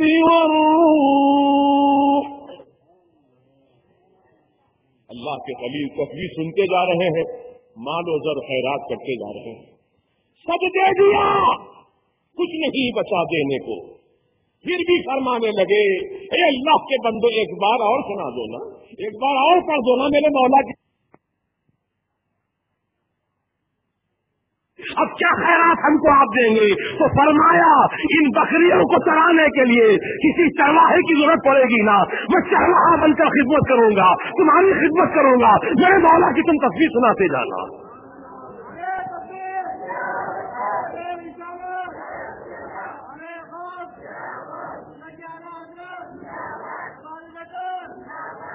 اللہ کے خلیل جس تصویر کو سن کر کے مال و دولت کو قربان کر دیا، آج یہ وہابی فرقہ، دیوبندی فرقہ، نجمی فرقہ، قاسمی فرقہ، یہ غیر مقلدین اس تصویر پر پابندی لگانا چاہتے ہیں، مسلمانوں کو روکتے ہیں کہ تصویر مت پڑھو، مت پڑھو، بدعت ہے، ناجائز ہے، حرام ہے. ارے تو بدعتی ہے، تیرے باپ دادا بدعتی ہے. الحمدللہ اہل سنت و جماعت جو عمل کرتے ہیں، اپنے آقاؤں کے طریقے پر عمل کرتے ہیں، اپنے بزرگوں کے طریقے پر عمل کرتے ہیں. بتاؤ تو صحیح، اللہ تعالیٰ کی تصویر پڑھنے پر پابندی لگانے والے سے بڑھ کر ظالم اور کون ہوگا؟ جبکہ اللہ تعالیٰ قرآن میں فرماتا ہے وَمَنْ أَظْلَمُ مِمَّنْ مَنَعَ مَسَاجِدَ اللَّهِ أَنْ يُذْكَرَ فِيهَا اسْمُهُ وَسَعَىٰ فِي خَرَابِهَا. اس سے بڑھ کر ظالم اور کون ہوگا؟ جو اللہ کے گھر میں اللہ کے ذکر سے روکے، اللہ کے ذکر سے روکنے والا، اس سے بڑھ کر ظالم اور کون ہوگا؟ اللہ فرما رہا ہے قرآن میں سب سے بڑا ظالم وہ ہے جو اللہ کے ذکر سے مسجد میں پابندی لگا دے، اللہ کے ذکر سے روک دے. تو مسلمانوں اب تم کسی کے رکنے سے نہ رکنا، بلکہ تم تصویر پڑھتے جانا، پڑھتے جانا، پڑھتے جانا، مولا کو راضی کرتے جانا، پروردگار کی خوشی حاصل کرتے جانا، کیونکہ اللہ تعالیٰ کو تصویر بڑی پسند ہے. اس لیے قرآن میں جا بجا رب نے اپنی تصویر بیان کرنے کا ذکر فرمایا ہے فسبح بحمد ربک واستغفر. پھر اپنے رب کی تصویر بیان کر، اللہ کی تعریف بیان کر، پھر مغفرت کر، اللہ کی بارگاہ میں مغفرت کا سوال کر، اللہ سے تیرے گناہوں کو معاف فرما دے گا. کہیں فرمایا سبحوہ بکرۃ واصیلا، اللہ کی تم تصویر بیان کرو، صبح و شام بیان کرو. کہیں فرمایا یسبح لہ ما فی السماوات والارض، زمین و آسمان میں جتنی چیزیں ہیں وہ تو اللہ کی تصویر بیان کرتے ہیں. انہیں تصویر اللہ کو بڑی پسند ہے، اس لیے ہم جب رکوع کرتے ہیں تو کہتے ہیں سبحان ربی العظیم، جب سجدے میں سر رکھتے ہیں تو کہتے ہیں سبحان ربی الاعلی. تو سجدے میں سر رکھ کر، رکوع میں جھک کر تو اللہ کی پاکی ہم بیان کرتے ہیں تو اللہ تعالیٰ خوش ہوتا ہے. فرشتوں سے فرماتا ہے فرشتوں دیکھو میری تصویر کس طرح بیان کر رہا ہے میرا بندہ، میرے سامنے کس طرح جھک رہا ہے میرا بندہ. وہ جانتا ہے میں ہی اس کا معبود ہوں، وہ جانتا ہے میں ہی اس کا پروردگار ہوں، وہ جانتا ہے میں ہی تعریف کے لائق ہوں. اس لیے فرشتوں دیکھو میرا بندہ میرے سامنے جھک کر کیسی میری تعریف کر رہا ہے، سبحان اللہ کہہ رہا ہے، سبحان اللہ کہہ رہا ہے، اللہ اللہ. تو پروردگار عالم فرشتوں کو گواہ فرماتا ہے اے فرشتوں تم گواہ رہنا، جس نے بندے نے میرے سامنے آ کر میری تصویر بیان کی، میرا ذکر کیا، میری تعریف کی، تم گواہ رہنا اس کے سارے گناہوں کو معاف کر دیا، معاف کر دیا، معاف کر دیا. تو اللہ تبارک و تعالیٰ سے ہمیشہ یہی دعائیں مانگتے رہو کہ ہر جب ہماری زبان اللہ کے ذکر سے معمور رہے، ہماری زبانوں پر اللہ اللہ کا ذکر ہو، سبحان اللہ کی تسبیح ہو، الحمدللہ کے ترانے ہو، درود و سلام کے نغمے ہو، انشاءاللہ وہ زبان جب مریں گے آپ دنیا سے جائیں گے تو پھر آپ کی زبان پر وہی کلمات جاری ہوں گے، وہی کلمات آپ کی زبان پہ جاری ہوں گے، کیونکہ آدمی جس ماحول میں زندگی گزارتا ہے مرتے وقت وہی الفاظ زبان پر آیا کرتے ہیں، مرتے وقت وہی زبان پہ آتے ہیں۔ اس لیے قانون ہے دنیا کا قانون کہ جب کوئی آدمی کسی حادثے میں مرنے والا ہے، کسی جلنے کی وجہ سے مرنے والا ہے، کسی کے چاقو چھرا گھونپنے سے مرنے والا ہے، تو اس کا بیان مجسٹریٹ آ کر کے قبل از مرگ یعنی مرنے سے پہلے کا بیان لیتا ہے، کیونکہ مرنے والے کے ذہن میں اس وقت چھوٹ بات نہیں آتی، مرنے والے کے ذہن میں کوئی بات بنا کر پیش کرنے کی صلاحیت نہیں رہتی، بلکہ مرنے والا وہی کہتا ہے جو اس کی زندگی میں گزرا ہے، جو ماحول میں گزرا ہے، جو واقعہ اس کے ساتھ پیش آیا ہے، وہی اس کی زبان سے جاری ہوتا ہے۔ تو اسی بنیاد پر کہتا ہو عزیزان ملت اسلامیہ کہ آدمی جس ماحول میں زندگی گزارے گا مرتے وقت وہی کلمات اس کی زبان سے جاری ہوں گے۔ اگر آپ ناچ گانا سننے کے عادی ہیں، ابھی راستے میں دیکھا تقریباً شادی کے لیے شادی خانے اتنے بھرپور انداز میں دعوتیں چل رہی ہیں، اور نوجوان بچے کوئی پودینے کا ہار لے کر، کوئی جناب والا کسی قسم کا ہار بنا کر ڈنڈے پہ لگا دیا ہے، آٹو رکشا کے سامنے کھڑا کر دیا ہے، یا ماروتی کار کے آئینے پہ ڈال دیا ہے، اور سامنے ناچ رہے ہیں، کود رہے ہیں، پی کر کھا کر ناچ گانا کرنا، ناچنا کودنا یہ مسلمانوں نے اپنی زندگی کا شیوا بنا لیا ہے۔ یاد رکھو جو قوم ناچنے گانے کی عادی ہو جاتی ہے پھر وہ قوم پر اللہ کا عذاب جلد نازل ہوگا، اللہ تعالیٰ کا قہر نازل ہوگا۔ تم سمجھتے ہو کہ میرے ناچنے سے میرا دوست خوش ہو جائے گا، میرے ناچنے سے میرا دوست خوش ہو جائے گا؟ یاد رکھو ارے تو دوست کو تو خوش کر رہا ہے لیکن اللہ رسول کو ناراض کر رہا ہے۔ ایسی ناراضی جو اللہ رسول کی جس کو مل جائے یقین جانو اس کی دنیا اور آخرت دونوں تباہ ہے، دونوں برباد ہیں۔ اے میرے نوجوان دوستو، آج اس مقدس جلسے میں عہد کرو، شادی میں آپ جاؤ، ضرور جاؤ، ولیمہ کی دعوت میں ضرور جاؤ، آپ اپنے دوست کو پھولوں کا ہار ضرور پہناؤ، اس کی خدمت میں کچھ تحفہ ضرور پیش کرو، جائز ہے، لیکن یہ سڑکوں پر ناچنا کودنا گانا بجانا حرام ہے، حرام ہے، حرام ہے۔ بولو کیا ہے؟ حرام ہے، حرام ہے، حرام ہے۔ ناچنا بھی حرام ہے، ناچنے والوں کو دیکھنا بھی حرام ہے۔ اور یہ ناچنے والے ڈھولے سڑکوں پر گلی کوچوں میں گھروں کے سامنے ناچتے ہیں تو گھر کی عورتیں جھانک جھانک کے دیکھتی ہیں کیسا ناچ رہا ہے، کیسا تھرک رہا ہے، کیسا ڈانس کر رہا ہے، کون سی تال پر یہ اچھل رہا ہے۔ عورتیں جھانک جھانک کے دیکھتی ہیں تو نوجوانوں منچلے نوجوان ہیں وہ دیکھتے ہیں کہ عورتیں ہمیں دیکھ رہی ہیں تو اور جوش میں ناچنے لگتا ہے۔ تو دیکھنا بھی حرام ہے، ناچنا بھی حرام ہے، عورتیں بھی حرام کا مرتکب ہو رہی ہیں، دیکھنے والے بھی مرتکب ہو رہے ہیں اور ناچنے والے بھی مرتکب ہو رہے ہیں۔ اسلام کا قانون اپنی جگہ اٹل ہے، اس قانون کو اپنے ہاتھوں سے مت توڑو خدا۔ آپ کی مسجد کے سامنے نماز کے وقت میں کوئی غیر مسلم کا بینڈ باجا بج جائے تو آپ لڑنے مرنے تیار ہو جاتے ہیں، بولے ہوتے کہ نہیں ہوتے؟ ایسا بجایا رہے باجا مسجد کے سامنے، نہیں معلوم نماز ہو رہی تھی مسجد تن کے آتے تھا لڑنے کا۔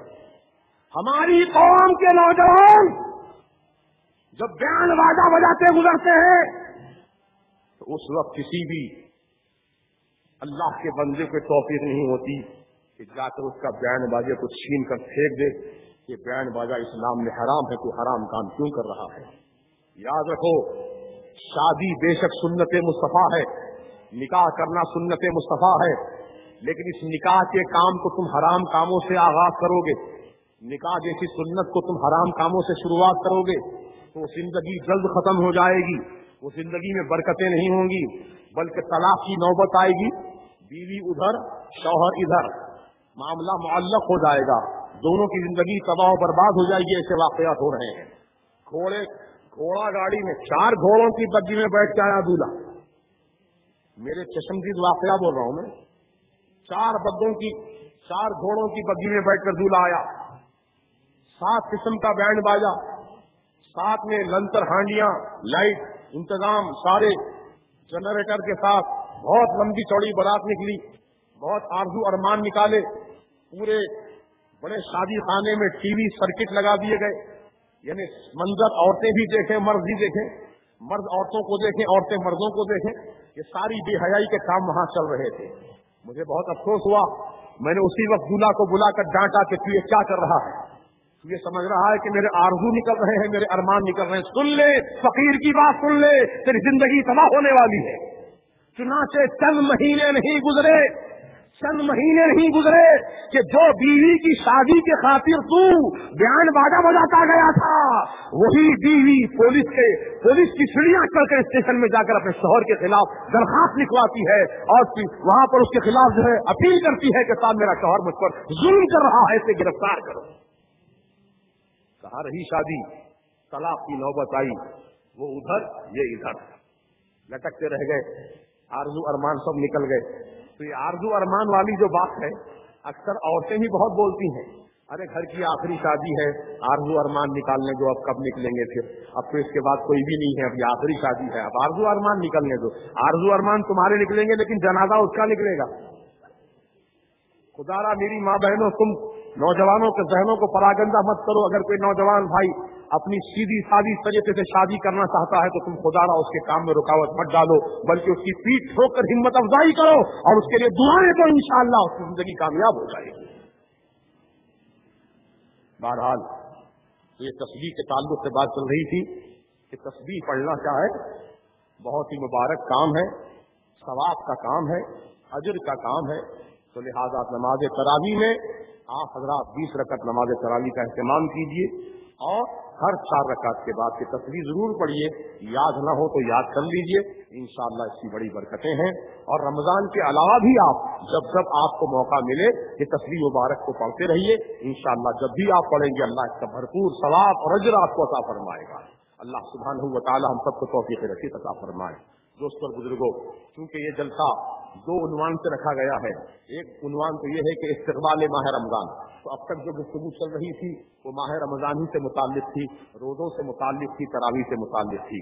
और अब जो इंशाअल्लाह मैं बात करने वाला हूँ वो है जश्न विलादत गौसे आजम रज़ियल्लाहु अन्हु की, यानी हमारे पीराने पीर गौसे आजम सगीर महबूब सुब्हानी खुद रब्बानी तंजील नूरानी मीरा मुहियुद्दीन अश-शैख़ अब्दुल कादिर जीलानी रज़ियल्लाहु तआला अन्हु इसी शाबानुल मुअज़्ज़म के मुबारक महीने में 29 तारीख को, शाबान की 29 तारीख को आप तवल्लुद हुए, यानी रात में तवल्लुद हुए। जिस रात में पीराने पीर पैदा हुए उसी रात में पूरे सूबे जीलान में 1100 लड़के पैदा हुए। 1100 लड़के, किसी के घर लड़की नहीं पैदा हुई, सबके सब लड़के पैदा हुए। और जितने लड़के आपके साथ पैदा हुए थे और घरों में, वो सब के सब अल्लाह के वली बने। सुभान। तो पीराने पीर तो यकीनन माँ पेट से वली बनकर पैदा हुए हैं, ऐसे वली बनकर पैदा हुए हैं, न सिर्फ खुद वली बन रहे हैं बल्कि अपने साथ पैदा होने वाले बच्चों को भी विलायत बांटते हुए पैदा हो रहे हैं। ये पीराने पीर की शान है। और पैदा होते ही आपने अपनी माँ की गोद में रोजा रखा, सुभान अल्लाह, रोजा रखा। यानी 29 तारीख को आप पैदा हुए, उसी रात चांद नजर आ गया रमजान का। अब सुबह से रोजा रखना है तो माँ आपकी वालदा आपको दूध पिलाना चाहती हैं, लेकिन अपने माँ के दूध को मुंह नहीं लगा रहे हैं बल्कि अपना मुंह फेर रहे हैं। आपकी वालदा समझ गई कि मेरा बेटा रोजे की हालत में है, दूध नहीं पीता है। सुबह से शाम हो गई, पीराने पीर दूध नहीं पीते हैं, बल्कि जब सूरज गुरूब हो गया, मगरिब का वक्त शुरू हुआ, आपकी वालदा ने जब दूध पेश फरमाया तब आपने दूध दोश फरमाया। पूरा महीना रमजान का आपने रोजा रखा है। तो ये वहाबी फिरका कहता है कि देखो मियाँ, ये सुन्नी मौलवी भी कैसी कैसी बातें निकाल के लाते हैं, कहाँ से लाते हैं। पीराने पीर पैदा होते ही रोजा रखे करते। अरे सरकार बढ़ के है, पीराने पीर बढ़ के हैं। तो आप फौरन जवाब देते हैं सरकार बढ़ के हैं, बेशक बढ़ के हैं, सरकार से बड़ा कायनात में और कौन है जी। अल्लाह के बाद अगर किसी का मकाम है तो हमारे आका का मकाम है। मखलूकात में, अल्लाह की मखलूकात में, अल्लाह के बंदों में सबसे ऊंचे हमारे आका है। और हमारे आका से ऊंचा अल्लाह से ऊंचा फिर कोई नहीं है, अल्लाह सबसे ऊंचा है। कभी हमको बहकाने के लिए कहता है देखो पीराने पीर बड़े हैं या सरकार मदीना अलैहिस्सलाम बड़े हैं। تو ہم جواب دیتے ہیں الحمدللہ سرکار مدینہ علیہ السلام بڑے ہیں، پیران پیر تو ان کے غلاموں کے غلاموں کے غلاموں میں غلامی ہیں، ان کی اولاد میں سے ہیں، ان کے جانشینوں میں سے ہیں، وہ کیسے بڑے ہو سکتے ہیں؟ تو کہتا ہے کہ دیکھو جب رسول پاک پیدا ہوئے تھے تب وہ روزہ نہیں رکھے، پیران پیر کیسا روزہ رکھ لیے؟ آپ کا دماغ فوراً ڈگمگانے لگتا، اب اس کی بات کی آپ تائید کرنے لگتے ہیں، بھائی صحیح بول رہے ہیں آپ، رسول پاک پیدا ہوئے تو روزہ نہیں رکھے، پیران پیر پیدا ہوتے روزہ کیسا رکھ لیے؟ یہ بہکاوے کی باتیں ہیں۔ آؤ جواب میں آپ کو دیتا ہوں اس کا۔ اگر کوئی وہابی بدعقیدہ آپ کے سامنے یہ بات کہے کہ پیران پیر نے روزہ رکھا رسول نے نہیں رکھا، اس کی وجہ ہے کیوں نہیں رکھا؟ میرے آقا، آپ کے آقا حضور محمد عربی صلی اللہ تعالی علیہ وسلم جب پیدا ہوئے تھے تو رمضان کے مہینے میں نہیں پیدا ہوئے تھے۔ کب پیدا ہوئے؟ ربیع الاول شریف میں، اور ربیع الاول میں روزہ فرض نہیں ہوتا، روزہ تو فرض رمضان کے مہینے کا ہے، بولو ہے نہیں؟ اگر ربیع الاول میں روزہ فرض ہوتا تو میرے آقا خدا کی قسم روزہ رکھتے، کیونکہ آقا ہمارے ربیع الاول میں پیدا ہوئے ہیں، اس لیے روزے کا وقت نہیں تھا، روزے کا ٹائم نہیں تھا، اس لیے روزہ نہیں رکھے میرے آقا۔ میرے آقا جب پیدا ہوئے تھے تو نماز فجر کا وقت تھا، بولو کون سا وقت تھا؟ نماز فجر کا وقت تھا، اور سرکار جب پیدا ہوئے اپنی ماں کے بطن مبارک سے تو پیدا ہوتے ہی آپ نے اللہ کی بارگاہ میں سجدہ فرمایا، یعنی سرکار نے سجدہ کر کے بتا دیا کہ مولا ابھی نماز فجر کا وقت ہے اور میں تیری بارگاہ میں سجدہ شکرانہ ادا کرتا ہوں۔ تو حضور نے نماز کا سجدہ ادا کیا کیونکہ وہ نماز کا وقت تھا، اور پیران پیر جب پیدا ہوئے وہ روزے کا وقت تھا، اس لیے روزہ رکھے۔ بات سمجھ میں آئی؟ تو دھوکہ مت کھانا وہابیوں کے فتنے سے، یہ تو فتین ہے، دھوکہ دیتے ہیں، ان کی عادت ہے۔ لہذا آپ حضرات اپنے عقیدے پر جمے رہیے۔ پیران پیر غوث پاک کی یہ مشہور کرامت ہے جو ثقہ ہے، ثقہ یعنی ثقہ روایت، ایسی روایت جو مستند بزرگان دین سے مروی ہو، ایسی روایت کو ثقہ روایت کہا جاتا ہے، اور یہ روایت کئی بزرگان دین نے نقل فرمائی ہے کہ بے شک پیران پیر جب پیدا ہوئے تو آپ نے رمضان کے مہینے کا روزے کا اہتمام فرمایا۔ اور دوستوں اور بزرگوں، پیران پیر غوث پاک رضی اللہ تعالیٰ عنہ کو گویا یہ معلوم ہو گیا کہ چاند ہو چکا ہے رمضان کا۔ بغداد میں کسی نے روزہ نہیں رکھا، پیران پیر نے رکھ لیا، کیونکہ روزہ اس وقت رکھنے کا حکم ہے جب کہ چاند نظر آ جائے۔ تو بغداد والوں کو، جیلان والوں کو چاند نظر نہیں آیا، اس لیے وہ روزہ نہیں رکھے۔ جب پیران پیر کا روزہ مشہور ہو گیا کہ ماں کی گود میں آتے ہی آپ نے روزہ رکھا ہے، تو لوگ اتنے آپ سے متاثر ہوئے کہ آنے والے سال میں 29 تاریخ کو آ کر کے پوچھنے لگے کہ بتاؤ پیران پیر غوث پاک رضی اللہ عنہ نے آج دودھ پیا ہے کہ نہیں پیا ہے، دودھ پیا ہے کہ نہیں پیا ہے؟ اگر نہیں پیا ہے تو ہم سمجھیں گے کہ رمضان کا چاند ہو گیا ہے، اور اگر نہیں پیا ہے تو سمجھیں گے کہ رمضان کا مہینے کا آغاز نہیں ہوا ہے۔ اتنی مسترد یہ بات ہو چکی تھی۔ تو پیران پیر غوث پاک رضی اللہ تعالیٰ عنہ کی مشہور کرامت ہے کہ آپ نے پیدا ہوتے ہی اپنی والدہ کے گود میں روزہ رکھ کر کے اللہ کی رضا حاصل فرمائی۔ لہذا ہم تو الحمدللہ صحت مند ہیں، چاق و چوبند ہیں، اللہ نے ہم کو اتنا بڑا بنا دیا ہے، اتنی عمریں عطا فرما دی ہیں، ہم پر یہ بات لازم ہے کہ ہم رمضان کے مہینے کا خوب اہتمام کریں اور اللہ تبارک و تعالیٰ کی رضا حاصل کریں۔ پیروں کے پیر، میروں کے میر، ولی روشن ضمیر غوث اعظم دستگیر رضی اللہ تعالیٰ عنہ، یقیناً ولیوں کی جماعت میں سب سے اعلیٰ مقام آپ کا ہے، ولیوں کی جماعت میں سب سے اعلیٰ مقام ہے، اسی لیے آپ کو شہنشاہ ولایت کہتے ہیں۔ تمام اولیاء اللہ نے آپ کے قدم پاک کو اپنی گردن پر قبول فرمایا ہے، آپ کے قدم پاک کو اپنی گردن پر قبول فرمایا ہے، چنانچہ آپ نے خود اعلان فرمایا قدمی ھذا اعلی رقبت کل ولی اللہ، میرا یہ قدم تمام ولیوں کی گردن کے اوپر ہے۔ تو حضور سیدنا خواجہ غریب نواز رضی اللہ تعالیٰ اس وقت غزنی کے پہاڑوں میں تشریف فرما تھے۔ پیران پیر کا جب یہ اعلان سنا تو آپ نے اپنا سر جھکا دیا، وہیں بیٹھے بیٹھے سر جھکایا، اتنا جھکایا کہ آپ کی پیشانی زمین سے لگنے لگی اور فرمایا لا بل علی راسی وعینی، اے عبد القادر جیلانی، آپ کا قدم صرف میری گردن پر ہی نہیں ہے بلکہ میری آنکھوں پر بھی آپ کا قدم ہے، میرے سر پر بھی آپ کا قدم ہے۔ اور ہمارے پیر و مرشد حضور سیدی مولائی مرشدی مفتی اعظم شبیہ غوث اعظم الشاہ مصطفیٰ رضا خان شہزاد اعلی حضرت رضی اللہ تعالیٰ عنہما نے ارشاد فرمایا، یہ دل یہ جگر ہے، یہ آنکھیں یہ سر ہے، یہ دل یہ جگر ہے، یہ آنکھیں یہ سر ہے، جہاں چاہو رکھو قدم غوث اعظم، جہاں چاہو رکھو قدم غوث اعظم، کرم غوث اعظم، کرم غوث اعظم، رکھ لیجیے ہمارا بھرم غوث اعظم، بڑی مطمئن زندگانی ہے اس کی وہ جس پر تمہارا کرم غوث اعظم، وہ جس پر تمہارا کرم غوث اعظم۔ تو غوث پاک رضی اللہ تعالیٰ عنہ اسی مقدس مہینے میں پیدا ہوئے ہیں، اور آپ کی ولادت کی خوشی ہر مسلمان کو منانی چاہیے، اور آپ کے نام سے ایثار ثواب بھی کرنا چاہیے۔ اپنے گھروں میں نیات کا اہتمام کیجیے 29 شعبان المعظم کو، اور جو اللہ دے آپ اللہ کی دی ہوئی صلاحیت و طاقت کی بنیاد پر تبرکات بنا کر کے آپ اس کو تقسیم کیجیے، انشاءاللہ اس کی برکتیں سال بھر تک اللہ کو عطا فرمائے گا۔ اور 29ویں کی نیاز بڑی مشہور نیاز ہے پیران پیر کی، آپ کو بتا دوں فائدے کے لیے، اگر کوئی میرا مسلمان بھائی غربت کی زندگی گزار رہا ہے، باوجود محنت مشقت کے پھر بھی دولت نہیں آ رہی ہے، اور وہ پریشان حال ہے، قرض میں ڈوب گیا ہے، تو اسے چاہیے کہ ہر مہینے کی 29 تاریخ کو دن میں 29 تاریخ کو ہر مہینے کی شام کی 29 تاریخ کو دن میں مرغ پر فاتحہ خوانی کرے، یعنی ایک مرغ لا کر کے اللہ کا نام لے کر ذبح کرے، پھر اس کا سالن وغیرہ بنا کر کے ایصال ثواب پیران پیر کو پہنچائے۔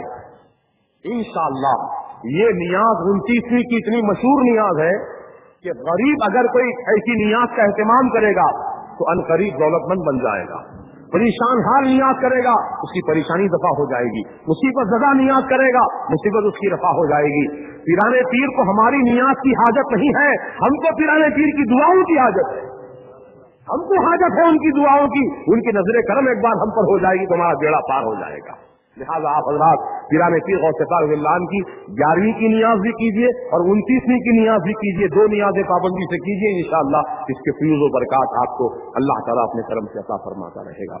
بہت ساری باتیں آج آپ کے سامنے بیان کی گئی ہیں، اور ایک آخری بات ہے وہ یہ ہے کہ آپ کے محلوں میں، ہمارے محلوں میں اہل حدیث جماعت بڑی تیزی کے ساتھ پھیل رہی ہے، نوجوان بچے بہت راغب ہو رہے ہیں اس جماعت کی طرف، کیونکہ وہاں سہولتیں بہت زیادہ ہیں، بہت سہولتیں ہیں، پیسے کی بھی سہولت ہے، گاڑی کی بھی سہولت ہے، سیل فون کی بھی سہولت ہے، شادی اگر نہیں ہے تو شادی کا بھی انتظام، دکان اگر نہیں ہے تو دکان کا بھی انتظام، دبئی کا یا امریکہ کا ویزا چاہیے تو امریکہ کا ویزا بھی فری میں ملتا ہے، یہ ساری سہولتیں وہاں مل رہی ہیں، اور نوجوان بچے یہی دیکھ رہے ہیں کہ بھئی ہم کو سب مل رہا ہے، یہاں پر مال بھی مل رہا ہے، نماز بھی مل رہی ہے، مال بھی مل رہا ہے، دین کی بات بھی مل رہی ہے، لہذا نوجوان بچے اس طرف راغب ہو رہے ہیں۔ یاد رکھو دین نہیں مل رہا ہے بلکہ بے دینی مل رہی ہے، دین کے نام پر وہ لوگ آپ کے دل میں رسول پاک کی عداوت اور دشمنی ڈال رہے ہیں، ایسا دین ہم کو نہیں چاہیے جو رسول والی دشمنی کا دین ہو، رسول کی دشمنی کا دین ہمیں نہیں چاہیے،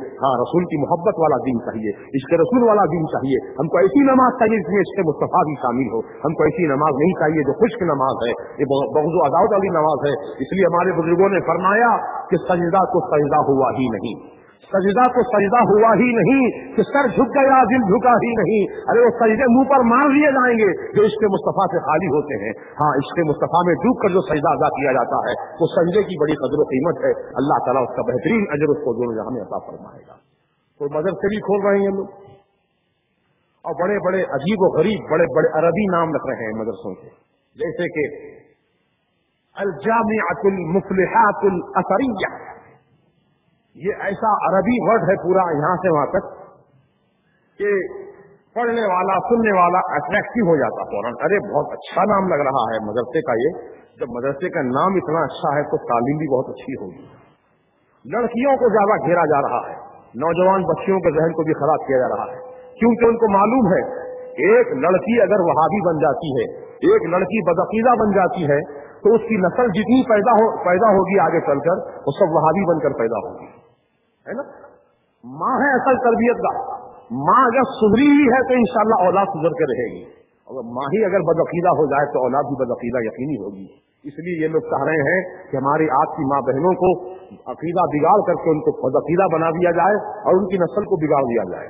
آپ حضرات چوکنا رہیے، ان کی ساری سہولتوں کو آپ مت دیکھیے، बल्कि सबसे पहले इश्क़ मुस्तफ़ा को देखिए, मोहब्बत रसूल को देखिए, ताज़ीम रसूल को देखिए, औलिया अल्लाह की अक़ीदत को देखिए। अगर ये है तो अल्हम्दुलिल्लाह सब कुछ सलामत है, और अगर ये नहीं है तो उनकी वो बस सर्विस नहीं चाहिए हमको, फ्री तालीम नहीं चाहिए हमको, महीना फ्री वजीफा नहीं चाहिए हमको, नहीं चाहिए हमको तुम्हारा फ्री का खाना, नहीं चाहिए हमको तुम्हारी फ्री की तालीम। हम पैसा देकर पढ़ेंगे लेकिन ईमान नहीं बेचेंगे, हम भूखे रहकर पढ़ेंगे लेकिन ईमान नहीं बेचेंगे। अल्हम्दुलिल्लाह जब तुम अपने अंदर ये हजर वासिस कर लोगे तो कोई तुम्हारे ईमान को बदल नहीं सकेगा, तुम्हारे अकीदे को बदल नहीं सकेगा। आज की बस्ती में मालूम हुआ है कि मदरसा कायम हो गया है गैर मुकल्लिदीन का, वहां पर अपने सुन्नियों के बच्चे शरीक कराए जा रहे हैं, क्योंकि सहूलतें पूरी मुकम्मल फराहम की जा रही हैं, फ्री तालीम, फ्री खाना, फ्री आना, फ्री जाना। ये फ्री को मध्य भूमिया फ्री फ्री बोल के जो है पूरे ऐसे फ्री हो जाएंगे कि डायरेक्ट फ्री चले जाएंगे जहन्नम में, है ना।